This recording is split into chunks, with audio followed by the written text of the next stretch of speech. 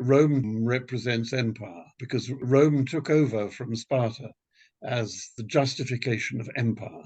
Rome had produced a civilization which was inclusive of everyone and had created an empire that had lasted far longer than any other European empire, almost as long as various stages of the Chinese empire. But that on one side. So the history of Rome embodies empire, and the history of liberty embodies the idea of freedom, democracy, and relates to Greek history, is studied through Greek history.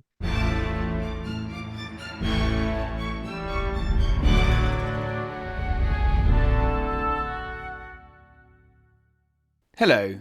Today's chat is with a brilliant ancient historian who takes us on an ancient Greek journey that includes revolutionary England, imperialism and colonialism, ancient historians fighting in the Balkans during World War I and World War II, the slaves of Greece, a Messerschmitt and the aerial archaeology of the Crimea, and ends with the celebration of ancient Greece and importantly the study of ancient languages and pursuits.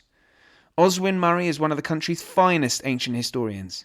In fact, with his inclusion, I can happily say I've had my three favourites on. Paul Cartledge discussed the Parthenon marbles, Robin Lane Fox joined me to discuss Homer, and now Oswyn discussing the ancient Greeks, how important they are, and how they are the origin of all we understand in history today. If you doubt such a big claim, then listen on. Now, it's coming up to the 80th anniversary of the July 1944 plot against Hitler, so I have a special double episode coming up, with Roger Morehouse as guest star. Links are in the show notes, and if you can leave a rating on Spotify or Apple, I'd be hugely grateful.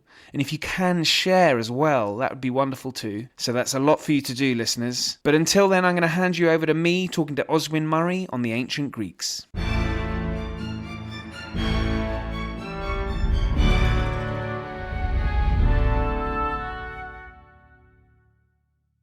Oswyn, thank you very much for joining me. I was very interested to read. I was just looking through the acknowledgements actually just now, noticing that this book it's a culmination of your life's work. It certainly seems that way. But it wasn't what you were originally due to deliver to Penguin, was it? No, that's absolutely right, I'm afraid. Some 40 years ago, I signed a contract with Stuart Profit for a book on the Greeks. And then about 2 years ago, I was given a Leverhulme Emeritus Fellowship grant. And I wrote to him and I said, you may remember that contract for which you gave me in advance, which I've never returned. Would you accept a completely different book? And he replied, of course. And then I sent the manuscript in, which was 3 times longer than he had agreed in the original contract. And he didn't blink an eyelid. And he's been a wonderful editor. Fortunately, by now, when I first knew him, he was in his first job at HarperCollins, and now, of course, he's head of of Allen Lane and Penguin Press. So I'm very lucky to have acquired inadvertently a new contract or the same contract on the same terms and not to have to repay my advance of 40 years ago when I was very poor and he was very generous. Well, that was probably when advances were much better than they are now. But that sounds like the sort of publisher we should all be getting involved with. Certainly, he's the best publisher that I know. Well, it's interesting because Allen Lane produces these wonderful books, and this is I think the second Allen Lane ancient historian I've spoken to in the last sort of 6 to 8 months. The last one being Robin Lane Fox, who's written I'm sure you're aware. Yes. And I mean, the great thing about Allen Lane is that they still believe in producing beautiful books with wide margins, good paper, good binding, and books that actually make you want to own them rather than just read them online and discard them. Well, that's quite right. I mean, I've got a proof of yours at the moment, Yes. But I'm very excited to receive the finished copy. I'm sure you will in due course. Well, yeah, I shall make sure I do. But there are some wonderful images in here, and I thought we could sort of kick off And I should say, Oswyn, I am not as your wife will confirm for listeners' benefit, lectured me at university at Warwick. I am not I'm a pygmy compared to yourself in the world of ancient history. So you're going to have to be somewhat gentle with me as I say stupid things. But I thought we could kick off where your book starts, which is the Enlightenment and Athens and Sparta. And on the first page, I think, or very close to, there's this beautiful image of the cover of Thomas Hobbes's translation of Thucydides' History of the Peloponnesian War. And I don't think I'd ever actually seen it before. And it's quite extraordinary. But that really takes us into, I guess this is the start of how we view the Peloponnesian War, which I suppose is the preeminent conflict that I guess dominates classical Greece, more so than the Persian Wars, really. I think that's probably true. Certainly, it was true in Hobbes's own period, because after all, he was faced with the collapse of the Stuart regime and the creation of a republican government in England, and he was, as you know from his book Leviathan, he was deeply conflicted as to what was the best form of government. And to him, it's clear that Thucydides provided the answer in some way. He was very young at that point. It was before he became a serious philosopher. But he just spent his time translating Thucydides, one of the best, and possibly the best translation of Thucydides that there's ever been, the first translation into English, and it's absolutely brilliant. And the cover was designed by himself and explains exactly what it is he thinks Thucydides is talking about. Well, it's a complete work of art, the cover. So I'll put a link in for people to see it. But why is it the best translation then? Well, partly because it was the best period of English, of the English language. I mean, this is the age of the authorized version. Uh, it's such beautiful language. Hobbes is one of the greatest writers of English of all time, but also because he was so careful, so meticulous. There's a great deal of research going on at the moment into the translation of the greatest biographer that ever writ. And it's the more people are discovering, the more they understand that this was an absolutely seminal work in the English Revolution.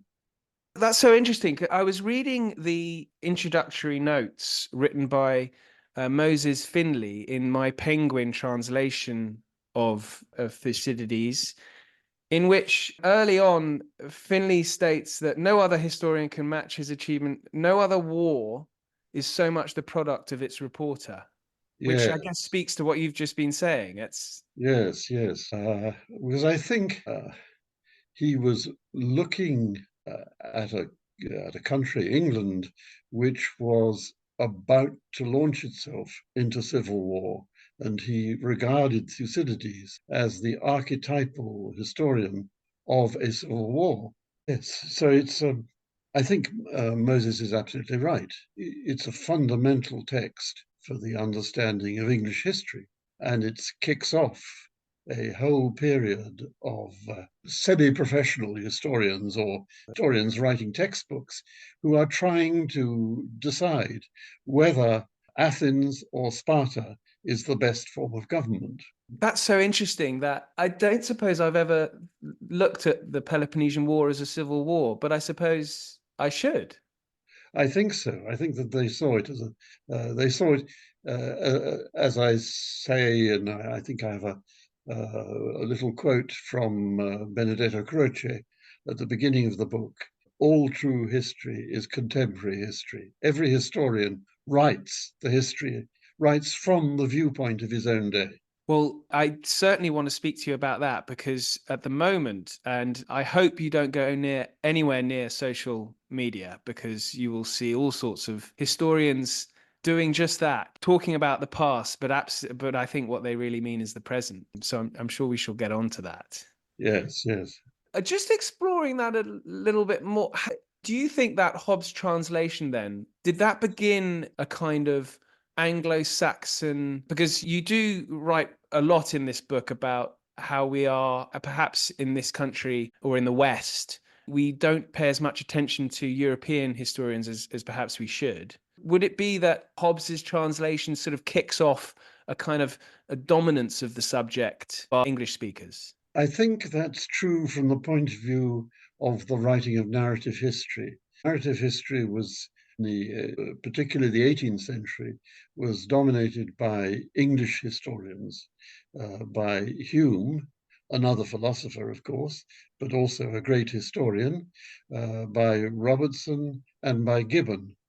And it was these people who showed how you could write intellectual history or history of ideas at the same time as narrative, because they were deeply concerned with the particular problems of their own day.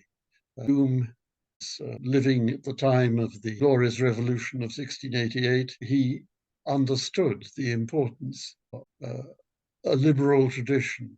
And Robertson, in the same generation, a Scotsman, perhaps even more than Hume, but both of them in Edinburgh, a Scotsman who was really fired up by the story of Mary, Queen of Scots, and the beginnings of the union between England and Scotland, of which, of course, he approved.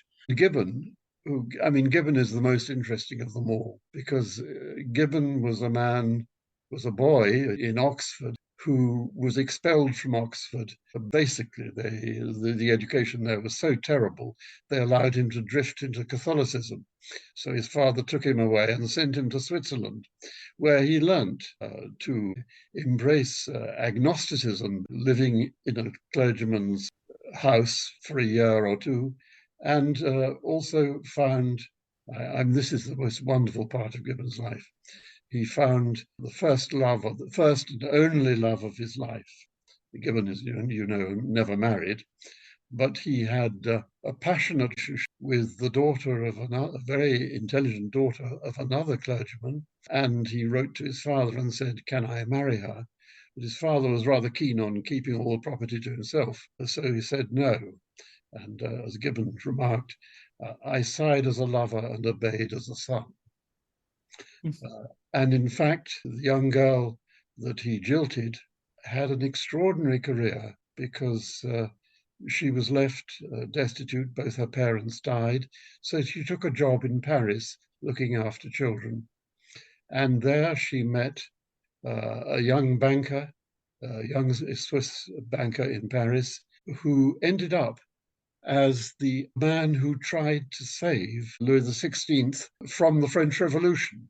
He became the head of the finances of the whole of France, Jacques Necker, the first man ever to publish the accounts of a monarchy in a desperate attempt to persuade everyone that the state was not quite bankrupt. And eventually, of course, the French Revolution caught up with him. He escaped to his chateau near Lausanne, and he and Suzanne Corchot became the parents of Madame de Stael. So there's a whole continuity of intellectual history in Europe which revolves around Gibbon, whose first book was written in French.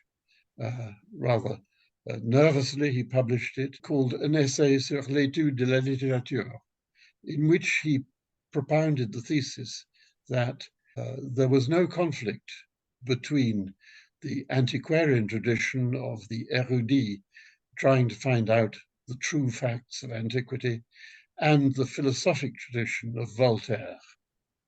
And he proceeded to write The Decline and Fall of the Roman Empire on that principle, that history was the history of, it had to be regarded conceptually at the same time as having to be accurate. Reading about the sort of imperial and liberty being the two main thrusts, I suppose, of the view of Athens and Sparta. Not quite so much. I mean, I do have a chapter in which I explain I try to explain what the fundamental causes of the fascination with the ancient world are for Europe and indeed the Anglo-Saxon world, that Rome represents empire, because Rome took over from Sparta as the justification of empire.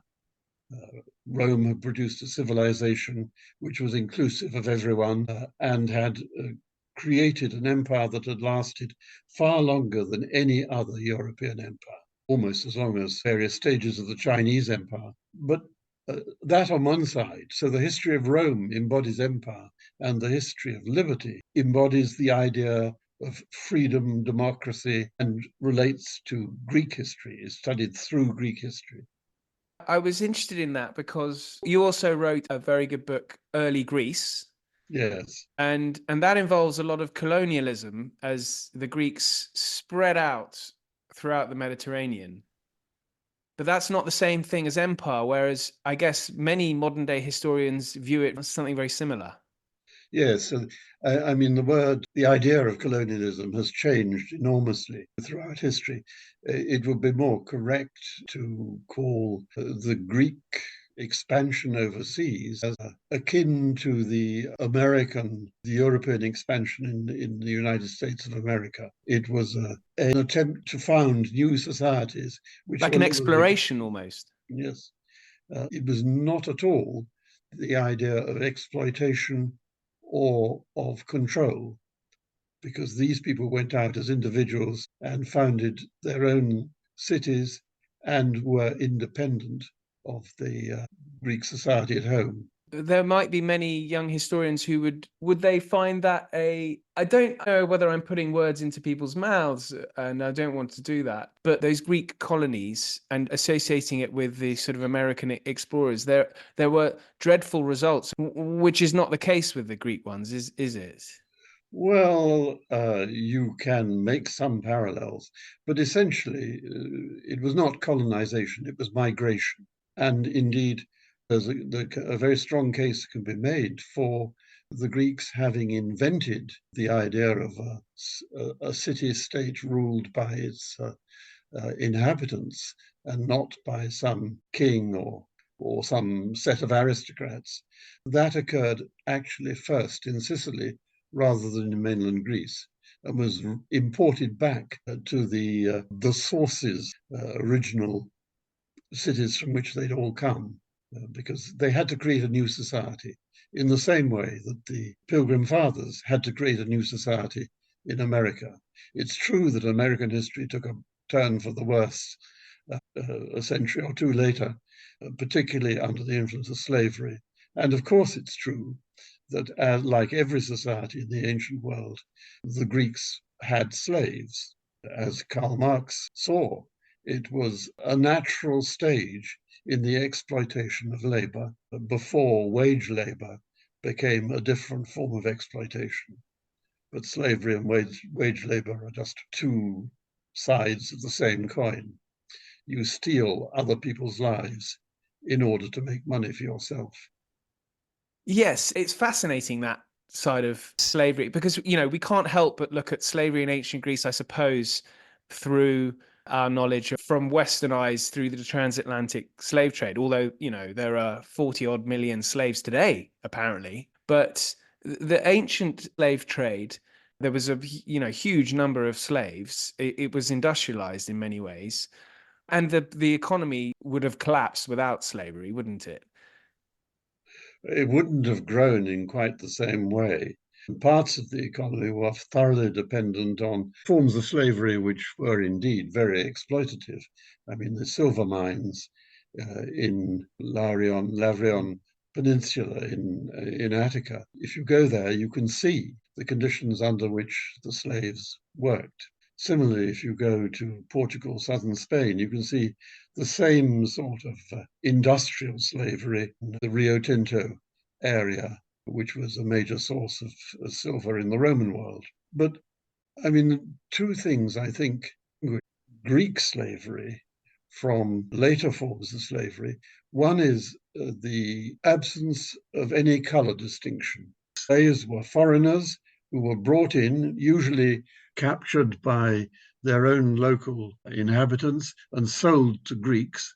So there was a lot of endemic warfare around the Greek peninsula, or the Greek world, simply because the less civilized peoples were supplying the slave trade.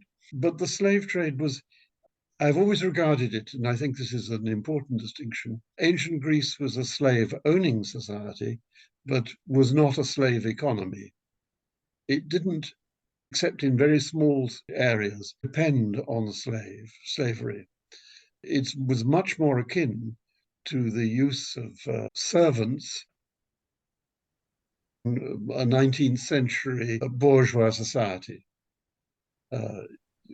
Each household had normally about 4 or 5 slaves who were the servants. So they were, in a sense, almost, it's not quite clear, but either outnumbered or almost the same number as the free population. But they were treated as members of the community. And a third point, which is different between Greece and Rome, is that the Greeks were much less willing to emancipate, and treat as citizens the slaves that they valued. There were ex-slaves, but they were very, very seldom made citizens of the communities. Whereas in Rome, to free a slave meant to create a new Roman citizen. Was there also an element of, it was almost the rules every city-state was aware of? If you lost a battle, it was likely that the losers would be just turned into slaves, and it was accepted. Yes, that's certainly true. I think one of the most dramatic examples of that is in Chalcidice in northern Greece, the city of Olynthus, which was excavated by the Americans for the Second World War. And that city was a newly founded city.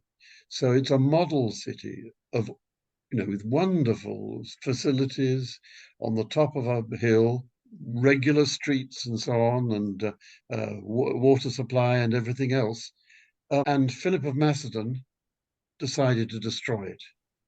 And he captured it. And what we have left is almost, it's the remains of an ancient new town, just devoid of its inhabitants, all of whom were sold into slavery. So they enslaved each other, as much as they enslaved foreigners, such as Syrians and so on. But that was, as it were, the rule of war. If you lost, you were enslaved. Aristotle's birthplace? No, Aristotle was born near Olynthus, but oh gosh, not far. Oh no, I don't, that's unfair of me to. yes. I haven't. I must visit it. So it's the sort of ancient equivalent of Stevenage. That's absolutely right. Yes, just sitting there. I mean, the foundations only of the houses, but sitting there looking absolutely wonderful in a beautiful position, just above a river valley where there's a very good port. It was a new model town, but unfortunately, Philip of Macedon was not prepared to have, since he was a Macedonian rather than a Greek, was not prepared to have a fully fledged Greek city on his borders. So decided to destroy it. Yes, yes. We have a full account of it in the speeches of Demosthenes. The Demosthenes Olympiacs, he was trying to persuade the Athenians to help the people of Olynthus in their war with Philip, and failed because the Athenians were not willing to Philip of Macedon. There was a Macedonian faction within Athens itself, led by another orator called Aeschines. And the whole account of the relation between Demosthenes and Aeschines, their battle with each other to try and persuade the Athenians to take seriously the threat of war from the north. Olynthus was on the trade route down to Athens. That was of enormous importance in the period between the wars. Most of my teachers were absolutely fascinated by the period of Demosthenes because they could see the rise of fascism in Italy and in Spain and in Germany exactly reflected in the rise of Macedon in northern Greece. That's so interesting. So if I were to, because I'm hugely fascinated by Philip and Alexander in particular. Now, if I'd expressed that kind of verging on admiration in the mid 30s, I would have been sort of viewed as some kind of proto-fascist then. Yes, you certainly would.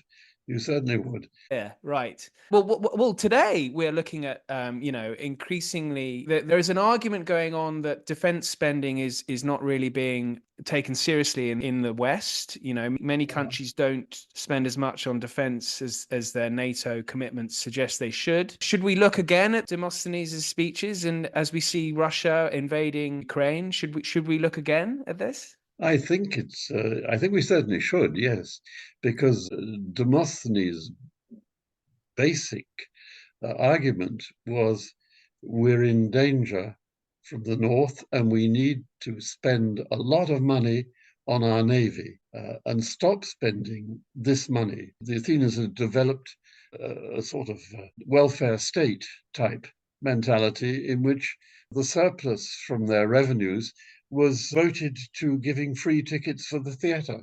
And Demosthenes was very much opposed to this and wanted it all to be spent on defense, on creating a serious navy to protect the trade in cereals from the Black Sea, on which the survival of Athens depended.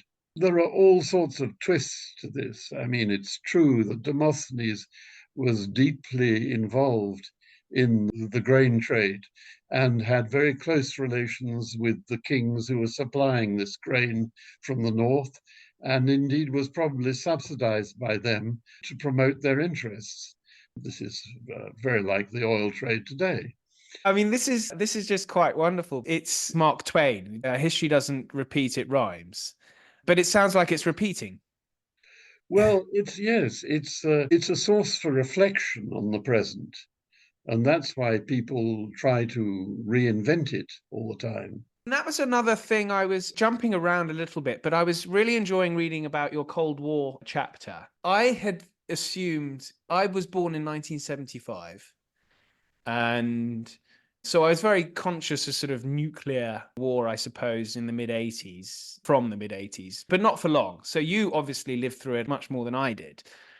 But I assumed that the Cold War and the East would have been a kind of stony ground for any kind of historical study. But I couldn't be more wrong. That's absolutely not the case. It's certainly not the case, though there was a period during the Stalinist terror in the 30s in which Stalin tried to control the whole of intellectual life, and people became very frightened. But even during that period, I mean, throughout the whole period of the Russian Empire, there was a continuous line. There was a lot of the historians of ancient Greece and Rome have been educated under the Tsars. And a lot of them remained in Russia and continued to write. And it was extremely difficult to eradicate the earlier tradition, which was essentially basically a German philological tradition, but dominated by one of the greatest historians of the 20th century, probably the greatest, Michael Rostovtsev, who had to flee at the end of the First World War and ended up in America. But his social economic history of the Roman Empire, social economic history of the Hellenistic world, these enormous books are two of the best books that have ever been written in the ancient world. Because he grapples absolutely with this question of what is the relationship between towns and the countryside which is being exploited, and what is the relationship between slavery and peasantry, and what is the relationship between trade and the consumer city. This is what really fired him up. And it's a direct line back to the vision of Leo Tolstoy, which, after all, War and Peace is one of the greatest historical novels that ever been written. Rostovtsev had a vision of the whole relation of the ancient and the modern world, where the ancient world was a model for the modern world. So, and of course, he had done a lot of excavating in southern Russia around the Crimea. I visited the Crimea, and it was it's a wonderful, it's an ancient landscape that still exists. Yes, virtually untouched. I was reading in your But it's almost untouched. The Russians at the end of the Soviet era began to excavate it, and I met some of the excavators. But it's basically, I had a pupil once, and this was one of the most sort of amazing experiences of my life. I had this American pupil, and I told him, he said he'd been investigating the grain trade in antiquity. And I said, well, the best place to investigate the grain trade is the Crimea, because there's been a little bit of research on that by a Romanian archaeologist, and there is lots of evidence there. He went away. A fortnight later, he came back and he said, look what I found. And what he'd found was a Luftwaffe set of photographs taken from the air of the whole of the Crimea, which had somehow ended up in the Bodleian Library. Someone had stolen it at the end of the war and brought it back and given it to the Bodleian Library. And there you could see from the air the ancient landscape, the grid of pattern, the grid of fields, everything was there because the soil is so light and thin that the vegetation grows at different rates during the summer months. And so if you photograph it from the air, you can see it. This is the well-known, nowadays, well-known principle of aerial photography. You can discover ancient sites simply by photographing them at certain times of year. He had jumped in as a young graduate student in his 20s into one of the most important areas of potential excavation there was. And for a short period, the end of the Soviet age, when it was possible to excavate there, and various Italian and American excavators went out, and it was very cheap because there was virtually no industry there, and because the main activity during the Soviet period had been enormous hotel blocks to reward the Stakhanovite workers in the factories with a summer holiday. And these were now empty, and the government didn't know how to fill them. But filling them with archaeologists who would then dig up remains that were of no interest to them at all seemed fine. That's fantastic. There's hope for young students everywhere as well if you can make a find like that. That's incredible. Yes, there is indeed. And these finds are there to be made. There's no doubt at all. If you burrow around in the archives, you're quite likely to stumble across something that will transform your life.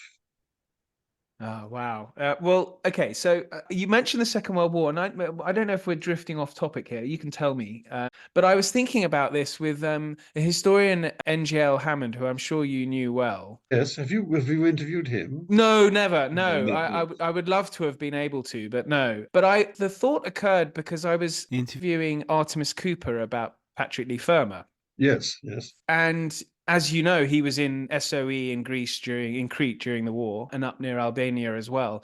But there are a huge number of classicists wandering around Greece working for SOE because they, from the ancient Greek and the knowledge of the landscape. And NGL Hammond is just one of whom I remember strongly from reading his books whilst at university. But I wondered, would that have any kind of bearing on the study of ancient history if you've sort of lived fighting not too dissimilarly from the ancients? I mean, yes, you've got guns, but you're small numbers, living up in hills, down into the valleys occasionally. I wondered if that's of any use whatsoever. Well, use, I'm not sure, but it's certainly relevant. I mean, the whole clandestine war in the Balkans depended on ancient Greek historians, because these were the only people who'd actually been to Greece, and they spoke modern Greek. It's not just ancient Greek they spoke, but they could speak modern Greek. Nick Hammond, was a very famous guy who, in the course of his activities in Greece, had actually walked many of the ancient roads, and he could tell you how many days it would take to go from one place to another. So he was a wonderful military historian. I think he had a very limited view of what history was about, because for him, history was military history. But So he wouldn't this, have had much time for the socio-economic history of I the. don't think so. No, I mean his books are, to me, are very old-fashioned. They belong to a previous generation. But this whole activity goes back to the first professor of Greek history in ancient Greek history in Oxford, Sir John Myers. Now, Myers had been the head of the clandestine operation in the First World War, raiding the Turkish coast. His son wrote a book once called Captain J.N.L. Myers, Bluebeard of the Mediterranean. He organized such a successful war that it paid for itself, because these Greek recruits were, of course, peasants, and they were mostly interested in getting as many sheep and goats off the Turkish coastline as possible. And so they would raid the Turkish coastline, blow up a few places, come back with a boatload of sheep and goats. And this went on until, unfortunately, they raided the property of the wife of a fellow of New College who was Turkish, Greek Turkish, and she complained to the military authorities in London that her life had been ruined by Captain Myers of the Mediterranean, and they deposed him. They stopped the operation and put it in charge of Compton Mackenzie, the novelist, who was much less dangerous. And Myers came back and was the first professor of Greek history in Oxford. That's quite wonderful. A practical application of Yeah. this study of ancient history. And Wonderful. that was all over the First World War. You find these itinerant English Greek historians fomenting problems in the Mediterranean, of whom, of course, the most famous was Lawrence of Arabia. Indeed, indeed. I know we're running out of time, but there is a lot of concern today about the study of classics. It's dominated by the usual sort of, this is far too Romano-Greek centric.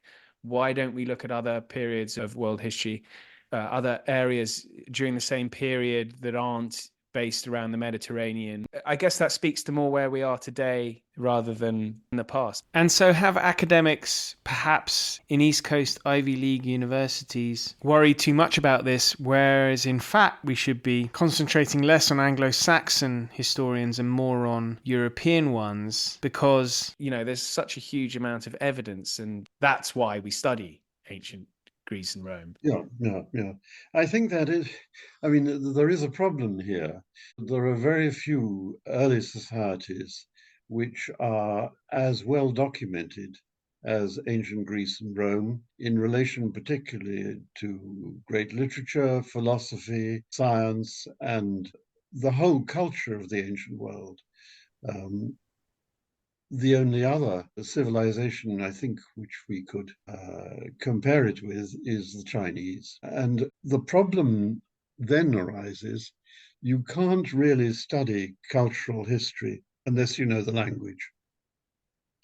And there are not enough people in the West who know Chinese. The fact is, in China itself, the study of Chinese history, Chinese culture is alive and kicking enormously well, but we don't seem to have that much access to it. I remember going to a conference curiously in a treaty port from the old Opium Wars, where my great uncle had founded the first Western university in Tianjin and taught the sons of the Emperor of China. This was an international conference, the first international conference of ancient world historians, they billed it as.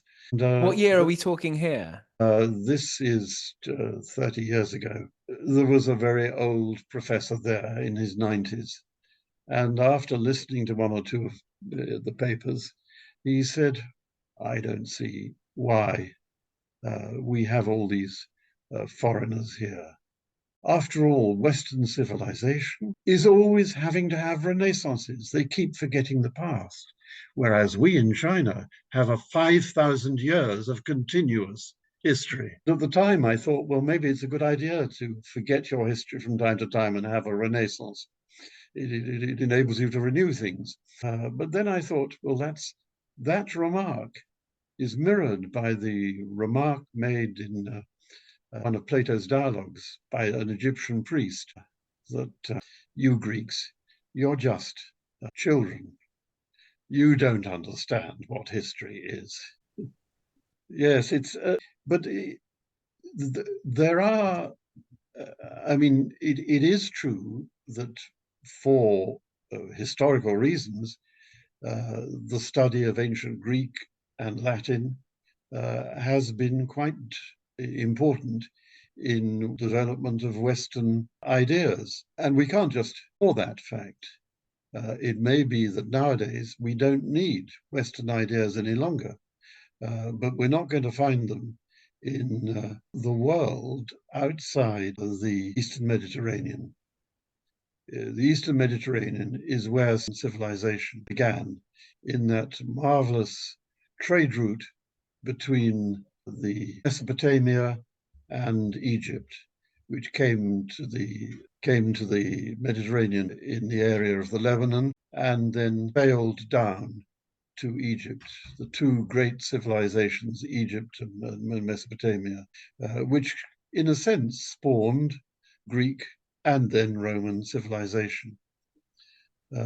So we can certainly broaden out our conception of the historical roots of our own past. But you can't just say abolish the Greeks, because that's an essential connection through from the earliest times, from the beginnings of civilization, about 3000 BC.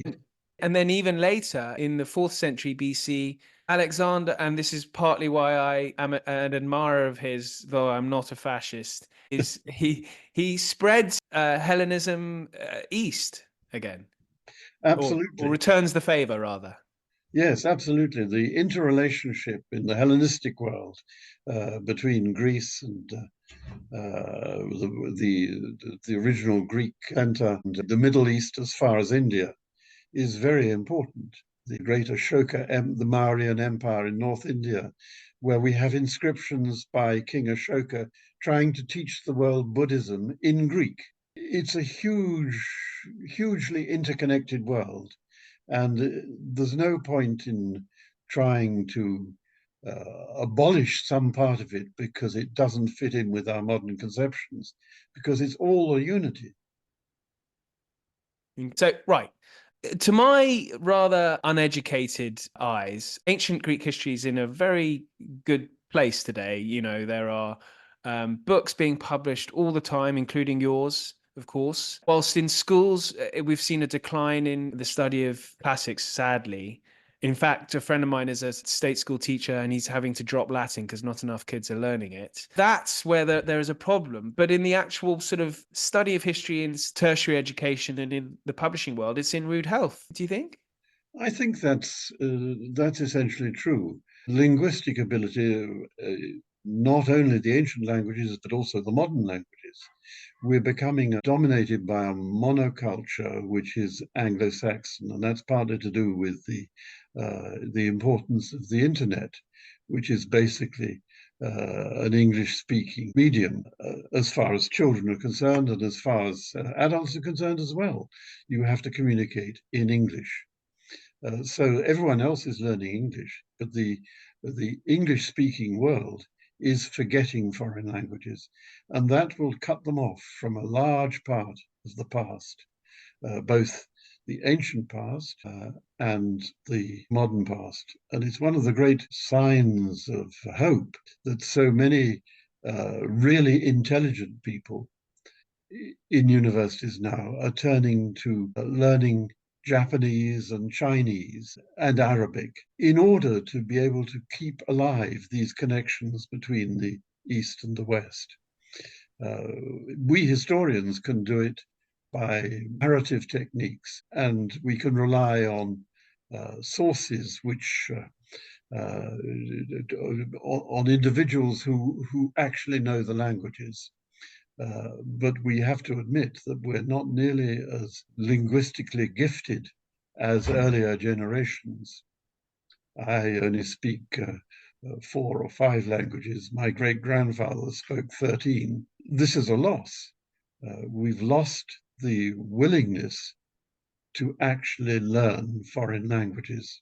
It's an impoverishment of the human condition. I couldn't agree more. 14 years ago, I signed up to the City Lit to relearn ancient Greek because I'd forgotten it after graduating from university. But you must tell Penny, hopefully she'll be pleased about that.